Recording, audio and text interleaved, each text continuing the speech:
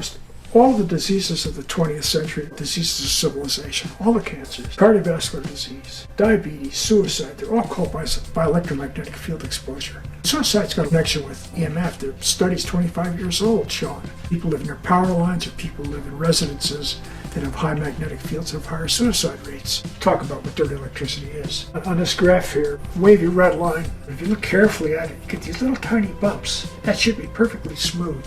If you put current through a high-pass filter and eliminate the 60 cycle stuff and magnify it, you get the blue jiggly bumpy stuff is high-frequency transients called dirty electricity and harmonics. And what's causing it in this situation, this bike shop, it was about 20 feet from the base of another cell tower. So I went in and asked the guy if I could measure what was in his shop, but I got over 20,000 units. I measured 4 or 5 other shops in the mall, and they're all high. You see, cell towers, they're plugged into the grid. They operate on alternating current, but the electronics runs on direct current. Devices that change the alternating to direct are called switching power supplies, or switch mode power supplies, or inverters.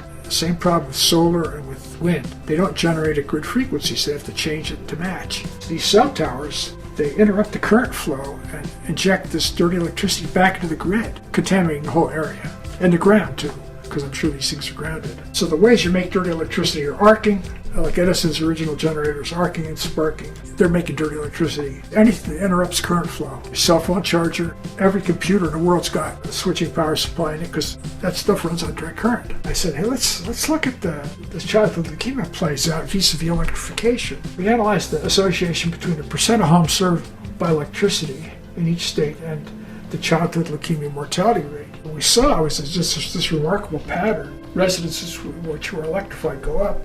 The death rate per 100,000 goes up too. When I was doing those studies, couldn't help but look at some of the adult cancers. Here we had childhood leukemia associated with residential electrification. I just picked female breast cancer as a common cancer. It kills a lot of women. It had a 79.9 or 80% association, just like childhood leukemia. Power frequency magnetic fields, the 60 cycle stuff, could be this carcinogenic.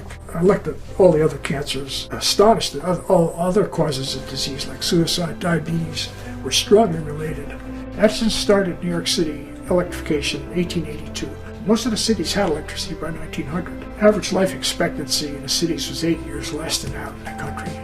It wasn't just the cancers, I expected them. Cardiovascular disease, diabetes, amazingly. Public Health Service and National Cancer Institute don't want you to know this. They talk about the war on cancer, which is an abysmal failure because they haven't looked at the right things. Here's cardiovascular renal disease. That's not going down, that's going up. The urban rate of diabetes is 66% higher than the rural rate. Electrified versus non-electrified. Suicide, 30% higher. If you look at total death rates, urban, rural, the urban is black, the rural is green. So you see the differences. This is heart disease. Look at the huge differences there. Urban, rural. Here's diabetes. Just enormous differences again. Urban, rural differences, electrified versus non-electrified. Here's suicide. Papers going back 20 years showing electrification and suicide are associated. The old order Amish came over in the 1700s to escape persecution in Europe. They shunned electricity.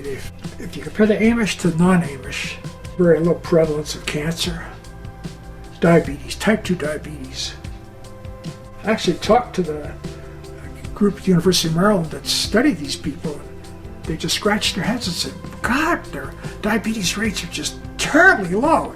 So I told them it's due to electricity. They just laughed at me.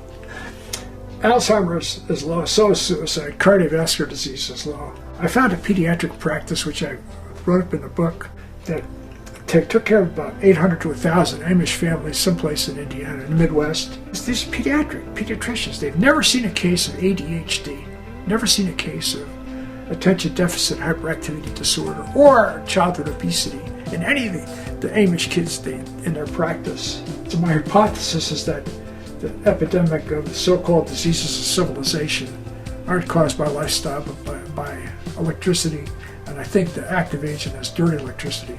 Half the deaths from all causes in this country is dirty electricity. The statistics are clean. Large proportion of what we call diseases of civilization are preventable.